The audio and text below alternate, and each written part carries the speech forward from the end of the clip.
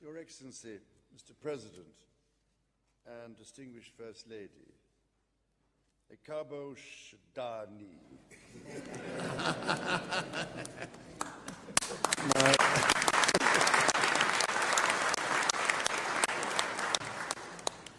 My wife and I are delighted to welcome you to Windsor Castle here on this occasion, and we are most grateful to you for travelling during this holy month, which I acknowledge is no small sacrifice, and so it is my particular pleasure to wish you, Mr. President, peace, blessings, and an abundance of joy. And Ramadan Mubarak. Ramadan Mubarak.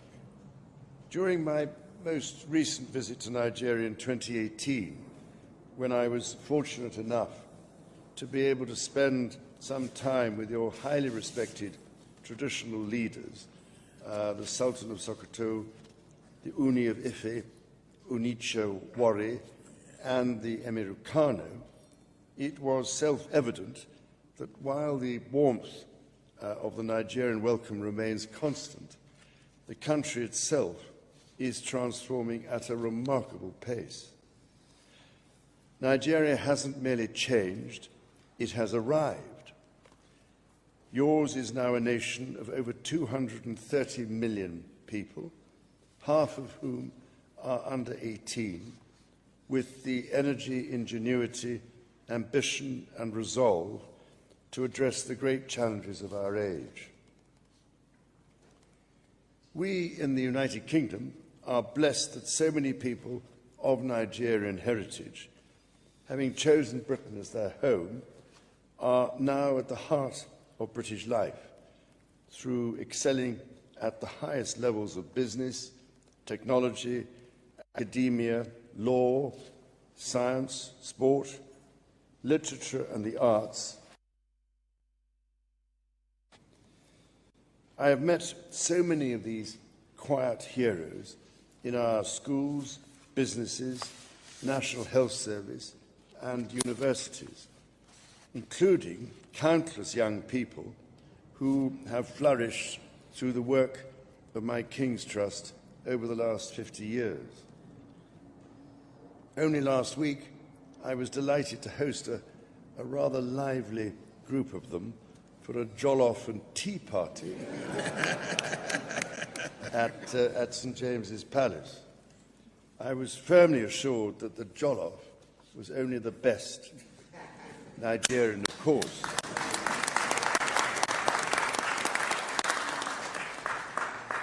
Or perhaps it was Ghanaian or Senegalese. Diplomatically, I cannot remember. But who could have imagined that when I first visited Nigeria 36 years ago today, so many of those I might have met would have gone on to have such an impact in the United Kingdom? From Afrobeats filling our concert halls and Nollywood captivating our screens, to stars competing in our Premier League and adjudicating our highest courts, so much of Britain's culture is, in truth, profoundly enriched by Nigeria. Whether they are Nigerians who've chosen Britain as their adopted place to invest, trade or study, or Britons who cherish their personal connection to Nigeria, they all represent a living bridge of over 500,000 people who connect our nations, Mr. President, and help make our cultures richer, our shared security stronger, and our economies more prosperous. We are proud that so many great examples of this living bridge join us here this evening.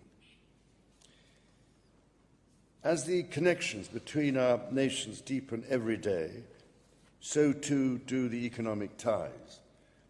Your visit has provided the opportunity to celebrate the fact that Nigeria is investing in Britain's future as much as Britain is investing in Nigeria's. Leading Nigerian banks have chosen the City of London as a global base.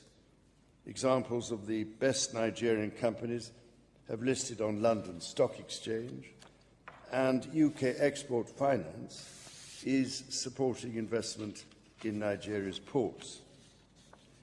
In education, British schools and universities are opening their doors in Nigeria, and British and Nigerian technology companies are forming ever closer partnerships.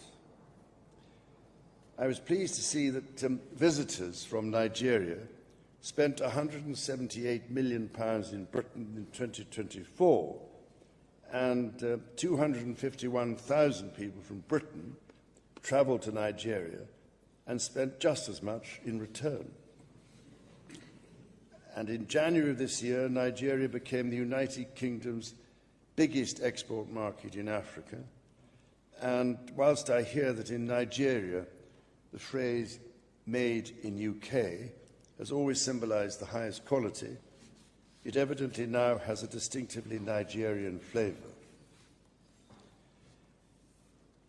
The friendship between our two countries, Mr. President, is a partnership of equals that has brought us both enormous benefits. It has been described to me as a deeply spiritual connection beyond churches and mosques, a deep bond through which we have strengthened our shared security, ensured our economies are more prosperous, and empowered each other to believe in a more hopeful future. The many dynamic connections between our two nations have deep roots, and yet I do not pretend that those roots are without a shadow. There are chapters in our shared history that I know have left some painful marks. I do not seek to offer words that dissolve the past, for no words can. But I do believe, as I know you believe, Mr. President, that history is not merely a record of what was done to us. It is a lesson in how we go forward together to continue building a future rooted in hope and growth for all, and worthy of those who bore the pains of the past. This afternoon, in another part of the castle, Mr. President, you and I witnessed one such example of how we are learning from one another when we met leaders of the British Christian and Muslim communities. The gathering was a deeply meaningful symbol of what Nigeria has long shown, that people of different faiths can, do, and must live alongside one another in peace, in harmony, and in shared purpose. It was also a timely reminder of the importance of standing with you and in us strengthening your quick reaction forces, or in providing food, nutrition, and protection services in northern Nigeria when challenges disturb the age-old balance between these communities. Your nation, Mr. President, is an economic powerhouse, a cultural force, and an influential diplomatic voice from a continent that is playing an increasingly important role in the world. In a vastly interconnected global environment, one that is changing at unimaginable speed, that leadership brings responsibility and opportunity. I heed the Yoruba wisdom, and forgive me if I say it in English, that rain does not fall on one roof alone. And as you observed so astutely before the Commonwealth Heads of Government meeting in Samoa in